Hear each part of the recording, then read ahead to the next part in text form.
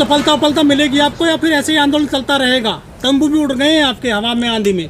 आशा है मिलेगी, हमारा विश्वास है कि हमें सफलता मिलेगी, क्योंकि हम एक सही रूप को लेकर के चल रहे हैं, सही भावनाओं को लेकर चल रहे हैं और किसान की सही लड़ाई जो होनी चाहिए उसके लिए चल रहे हैं।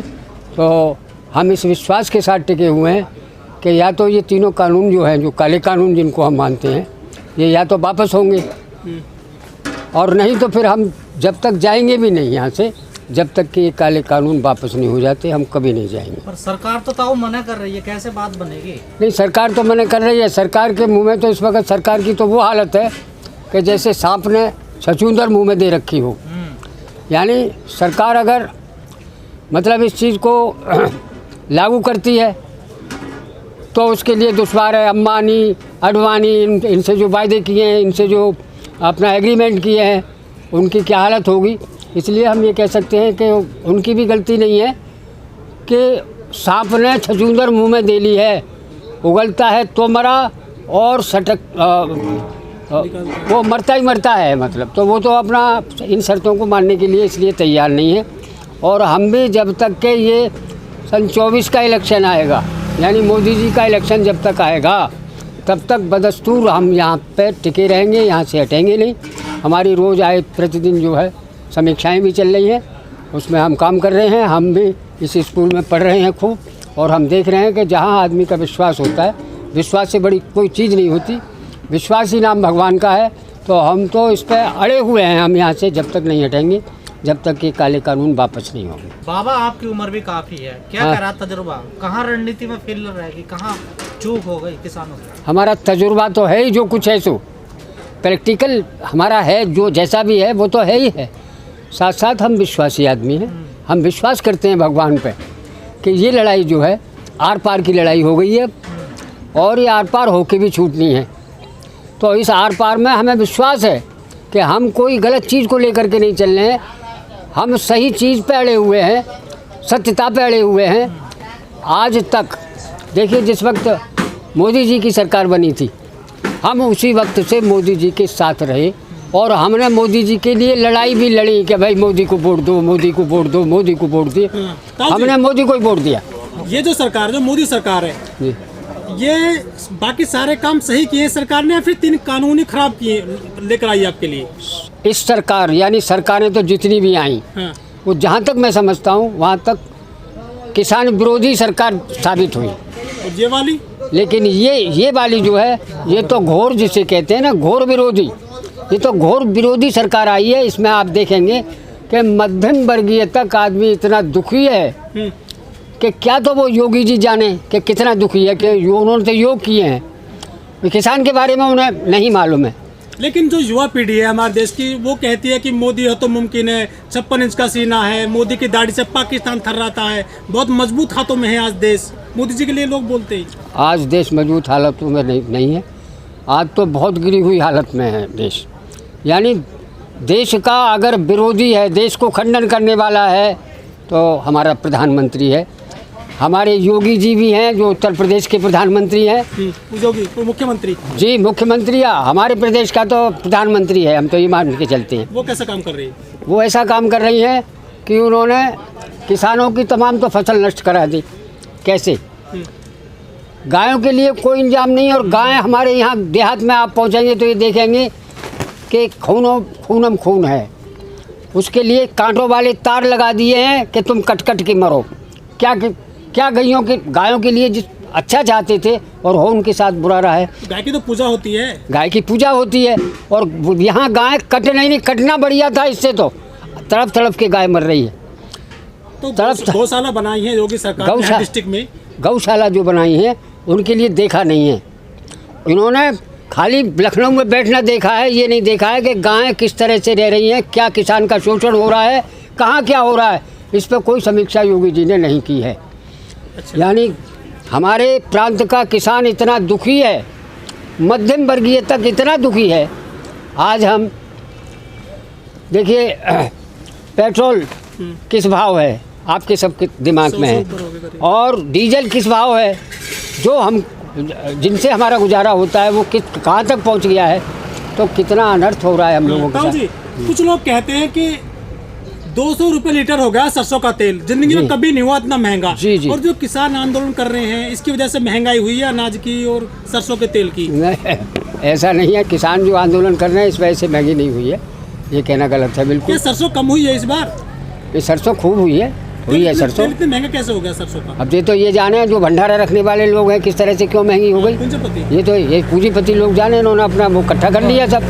और अब और ये तमाम अडवाणी और इसके उपलक्ष्य में ही तमाम चीज़ें हो रही हैं। ताऊ जी, तो 7 साल के दौरान मोदी सरकार 7 साल हो गई है। अब मोदी जी 8 बार मंच पर रोए हैं सार्वजनिक पैलेस पर, मतलब पब्लिकली वो फिर से रोए हैं। 8 बार रो लिए हैं देश के सामने। अब वो लोग कहते हैं कि 56 इंच का सीना है, बहुत मजबूत प्रधानमंत्री है, तो रोते क्यों है वो?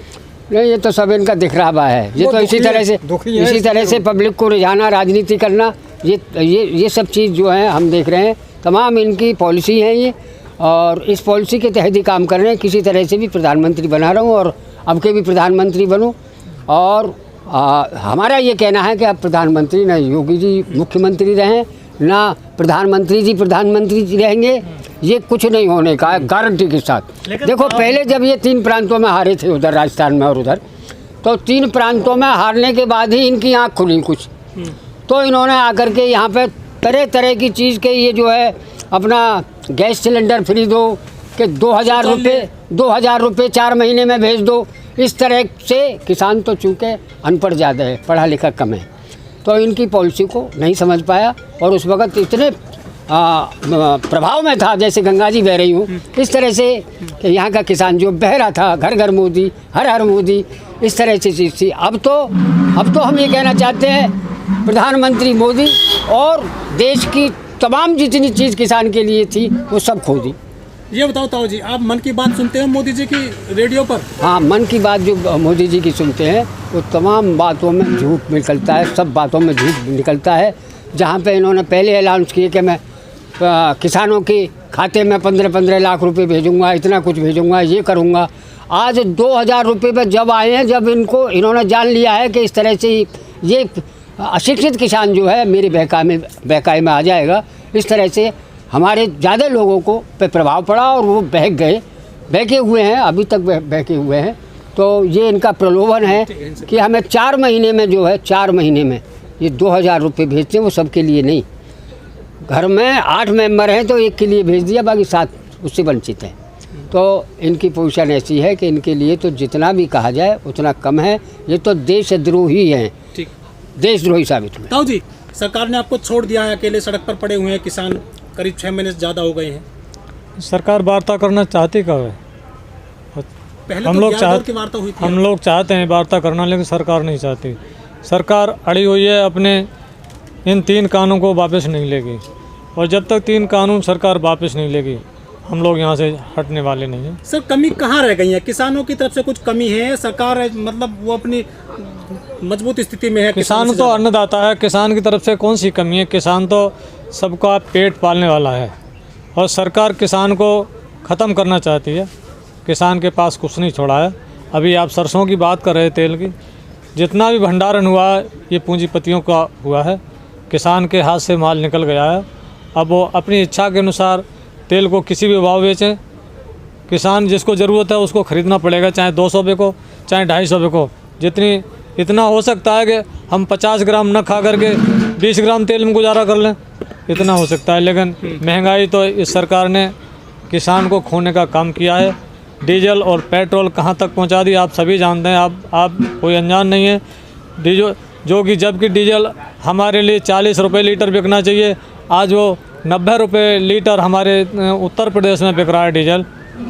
इस तरह से लेकिन ये बताइए कि किसानों को, किसान नेताओं को कोई नई रणनीति बनाने की जरूरत नहीं है, क्योंकि 6 महीने हो चुके हैं, अब आगे वक्त बीतता जाएगा, सरकार तो ठीक है। कोई रणनीति बनेगी तो वो हमारे पदाधिकारी लोग जैसा भी निर्णय लेंगे, जैसा भी निर्देश देंगे, हम लोग उसका पालन करेंगे। ताऊ जी, किसान कहते हैं कि जन आंदोलन है, किसान बैठे हैं सभी बॉर्डर्स पर, आम आदमी नहीं आने की वजह क्या मानते हैं आप? ऐसा है, हमारे क्षेत्र की उत्तर प्रदेश की जो जनता है वो पिछड़ी हुई जनता है, शिक्षित जनता नहीं है, हम अपने गांव से आते हैं, 4-5 लोग आते हैं एक गांव से, तो वो पूरा गांव हमारे साथ है जी। पूरा गांव, जितने भी हमारे गांव में 2000 की आबादी है वो हमारे साथ है। जिस समय भी हम आह्वान करेंगे वो तैयार है। 26 तारीख 23 तारीख में 23 जनवरी में हम आए थे 5 ट्रैक्टर लेकर के अपने गांव के। हमको रोका गया, पुलिस ने रोका, लेकिन हमने कहा भाई अगर आप किसान के बेटे नहीं हो तो हमें रोक लीजिए। सर, जो पंजाब और हरियाणा के किसान हैं वो बड़ी अच्छी तरीके से आंदोलन कर रहे हैं, सरकार का पूरा जवाब दे रहे हैं हर चीज़ों का, चाहे मुख्यमंत्री हो, कोई मंत्री हो, विधायक हो, MP MLA हो या कोई सरकार का प्रतिनिधि हो, किसी को भी ज़मीन पर नहीं उतरने देते हैं, मंच नहीं सजने देते हैं उनका। वो तगड़ा विरोध करते हैं कि सरकार की नीतियों का, किस सरकार का। लेकिन उस तरह से किसान जो उत्तराखंड के हैं, उत्तर प्रदेश के हैं, वो खुलकर विरोध क्यों नहीं कर पा रहे हैं? ऐसा पंजाब और हरियाणा, इनमें इतने लोग शिक्षित हैं, वो संगठित हैं। उत्तर प्रदेश का जो किसान है अशिक्षित है। हमें हमारे लोगों को जातियों में बांट दिया जाता है, कहीं मुस्लिम जाति है, कहीं किसी तरह की जातियां हैं, उन्हें जातियों में बांट दिया जाता है और ऐसा उन्हें प्रलोभन दिया जाता है कि लोग बहक जाते हैं। सरकार का असर है क्या उन पे? कुछ सरकार का असर कुछ नहीं है उन पर, कोई लेकिन केवल वो बहक जाते हैं, दलालों के द्वारा बहक जाते हैं। जब धीरे धीरे उनके हम लोग बताते हैं उन्हें तो उनकी समझ में आ जाता है। जो किसान संगठन है वो क्यों नहीं कर रहे हैं अपने काबू में किसानों को? कर रहे हैं, किसान उनको समझा रहे हैं, उनकी समझ में आ रहा है। हम लोग प्रयास कर रहे हैं, हम यहाँ भी आ रहे हैं। अभी हम परसों यहाँ से गए थे, परसों सांझ गए थे, हम तुरंत तत्काल यहाँ फ़ोन गया कि तुम आपको यहाँ समीक्षा में उपस्थित होना है। हम सुबह ही आ गए, हमको आना है। हम उधर किसानों को भी समझाते हैं, उनकी समझ में आ रहा है।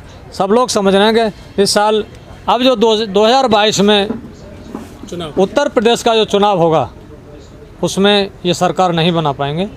ये किसानों का पूर्ण विश्वास है किसानों को कि अब ये बीजेपी सरकार नहीं बना पाएगी।